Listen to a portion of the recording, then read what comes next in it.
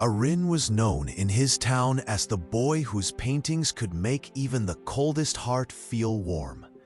His colors were alive, sunsets that felt like a hug, oceans that whispered, and forests that breathed. But after a painful betrayal from someone he trusted deeply, something inside him dimmed. The brushes he once held proudly now felt foreign, and his world slowly turned gray. Every morning, Arin sat in front of his canvas, staring at its white silence. His hand trembled each time he tried to raise his brush. The colors no longer obeyed him. They refused to come alive. Friends asked if he was okay, but Arin only smiled weakly, hiding the truth. He feared he would never create magic again. He stopped visiting the art gallery he loved. The town's children, who once gathered around him to watch him paint, kept asking, "Will you paint for us again?" Arin only said, "One day." But in his heart, he wasn't sure if that day would ever come. He felt as though the world had stolen his gift. Days turned into weeks. Arin walked the same quiet streets, feeling a loneliness that seemed to follow him like a shadow. On one such walk, he found an old woman selling small wooden frames. She looked at him with kind eyes and said, "You look like someone who lost something important." Arin forced a smile. "I lost my colors," he whispered. The woman chuckled softly. "Colors do not leave you, child. Sometimes they simply hide until you're ready to see them again." Her words lingered in Arin's mind long after he walked away. Later that night, he placed the empty wooden frame on his desk. Something about it felt comforting, small, simple, and unfinished, like him. He stared at it for hours. For the first time in months, he felt an urge, not to paint a masterpiece, but simply to try. He picked up his brush and dipped it gently in blue paint. His heart raced. He touched the brush to the tiny canvas he had placed inside the frame. A single stroke, uneven, imperfect, but it was a beginning. He whispered to himself, "One stroke is still progress." Every day he added just one stroke. Some days, two. Some days, none.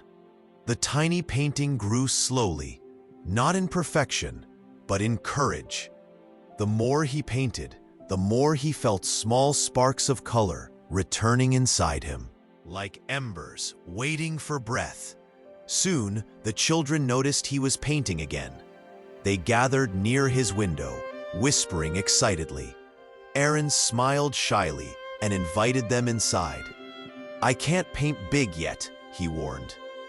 "Small is okay," one child said. "We just want to see your colors again."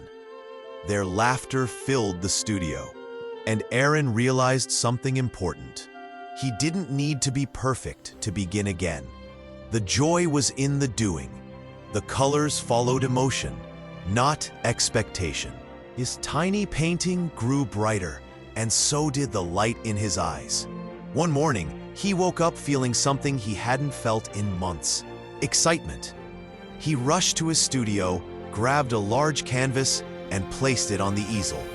His heart pounded. Could he do it?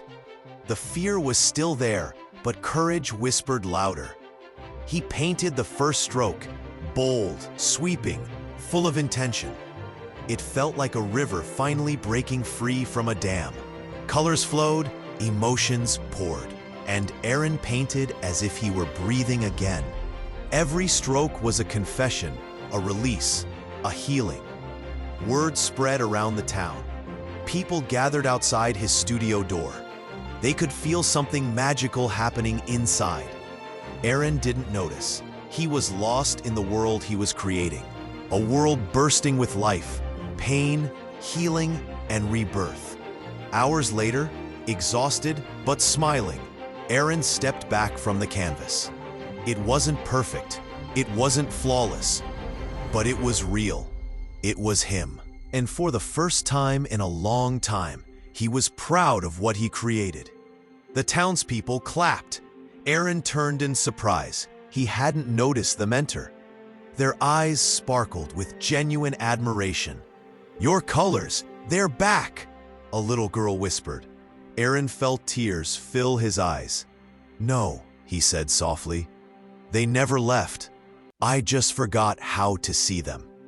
The old woman from the market visited him again. "I told you," she smiled. "Colors hide when hearts hurt, but they return when hearts heal." Aaron bowed respectfully. "Thank you for reminding me." Soon, Aaron began teaching children how to paint. Not perfect strokes, not perfect art, just honest expression. "You don't paint to impress," he would say. "You paint to feel, to heal, and to remember who you are." He opened a new gallery, small but full of heart. The first painting displayed was his tiny one in the wooden frame. It reminded him where he began again. Visitors stood before it, moved by its simplicity and story. Aaron's work became known again, but this time he wasn't chasing fame. He was sharing his journey, the struggle, the healing, and the courage to begin even when broken. He learned that losing color wasn't the end. It was simply the start of a new palette. One evening, as he watched a sunset that painted the sky like one of his own creations, Aaron whispered to himself, "Pain didn't steal my colors. Pain taught me how to create new ones." And as the sky glowed with orange and gold, he felt at peace, knowing his colors would always return as long as he kept moving forward.